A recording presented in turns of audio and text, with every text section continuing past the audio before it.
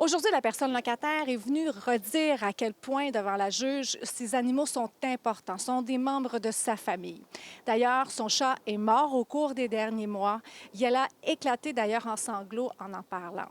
Selon son avocate, il s'agit d'une tactique de la part du propriétaire qui veut l'expulser parce qu'elle paie très peu cher son loyer, 886 sur le plateau Mont-Royal. On utilise la clause pour exercer des représailles contre des personnes qui paient un bas loyer, qui vont exercer leur droit à refuser une augmentation de loyer, par exemple. Et c'est pourquoi leur existence, en fait, ne sert pas justement à pallier à la présence d'inconvénients dans le logement par le fait que les animaux y sont, mais plutôt comme un outil qui est instrumentalisé pour permettre aux locataires d'exercer des pressions importantes sur les locataires pour les convaincre de partir ou d'accepter des augmentations onéreuses, par exemple. Donc, c'est ça le problème. Lors du premier semestre de l'année, 2142 animaux ont été abandonnés au Québec. C'est une augmentation de 32 par rapport à la même période l'an dernier. Et principalement, c'est à cause de cette interdiction qui vient des propriétaires, donc d'avoir des animaux.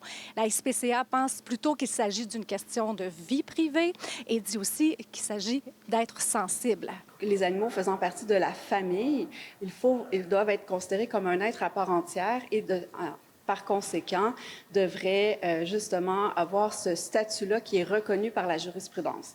Prochaine étape, les plaidoiries des avocats. À Montréal, Véronique Dubé pour Nouveau Info.